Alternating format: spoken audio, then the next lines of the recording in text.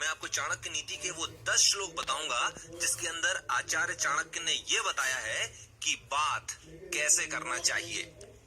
सबसे पहली चीज, किसी भी काम को अगर आपने करने की सोची है तो फिर आपको उस काम को कर देना चाहिए।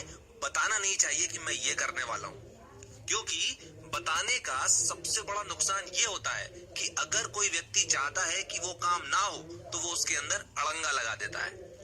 इसका एक एग्जाम्पल समझ लीजिए, आपने मूवीज वगैरह देखी होंगी और उसके अंदर होता यह है कि हीरो की माँ या बाप या बहन या भाई ये विलेन के सामने जाकर बोल देते हैं कि रुक जाओ, मैं अभी के अभी इस बात की पुलिस में कंप्लेंट करूंगा।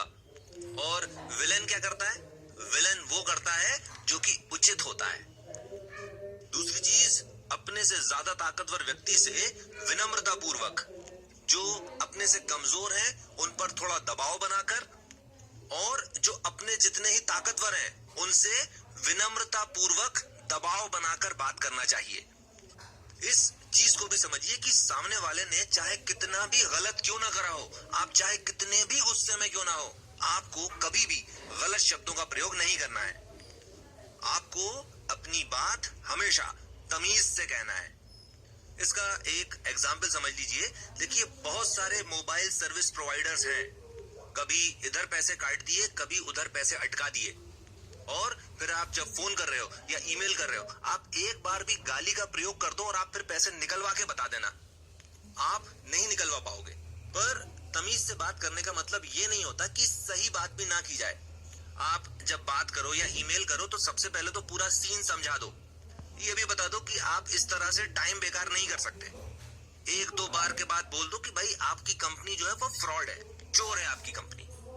और एक दो बार के बाद आप उनसे बोल दो कि भाई मैं आपका मामला जो है वो कंज्यूमर फोरम में रिपोर्ट कर रहा हूँ, और साथ ही साथ आपको बोनस ये देता हूँ कि जब तक जिंदा रहूंगा फ्री में आपकी मार्केटिंग करता रहूंगा कि इस कंपनी से कुछ भी सामान मत खरीदना, इस कंपनी में कस्टमर सर्विस है ही नहीं।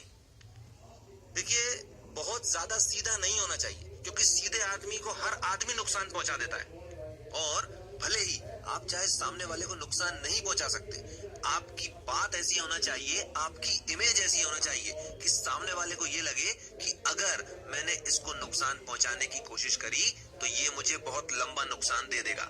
यानी सामने वाला हमें नुकसान पहुंचाने में डरे, और इस डर में ही हमारी जीत है। अब देखिए, ये तो हुई बंदर गुड़की की बात। इंसान नुकसान से कम डरता है, नुकसान हो जाने के डर से ज्यादा डरता है। हम इस तरह से बात इसलिए कर रहे हैं, हम इस तरह की इमेज इसलिए क्रिएट कर रहे हैं ताकि सामने वाला हमें नुकसान पहुंचाने से डरे। पर अगर किसी के बारे में सोच लिया कि इसको तो नुकसान पहुंचाना है, तो उसको कभी भी मत बोलो कि मैं ये कर दूंगा या कि फिर मैं वो कर दूंगा।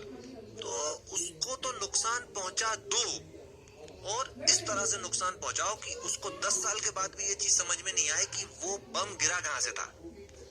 8वां श्लोक, ये बताया उसको जाता है जो सुनने की इच्छा रखता हो, समझाना उसको चाहिए जो समझने की इच्छा रखता हो, सलाह उसको दी जाती है जो सलाह पर अमल करने की सलाहियत रखता हो, और अगर सामने वाले में तीनों चीजें नहीं है, चुप रहो। 9वां श्लोक, और इसके केवल कीवर्ड्स पकड़िए आप। मूर्ख, दुष्ट और दुखी, ये 3 तरह के लोगों से हमेशा बचना चाहिए। देखिए, मूर्ख व्यक्ति की खासियत ये होती है कि वो ज्ञान पाकर और भी ज्यादा मूर्ख हो जाता है। आप उसे न्यूक्लियर साइंस सिखाओ और वो न्यूक्लियर रिएक्टर नहीं बनाएगा, वो न्यूक्लियर वेपन बनाएगा।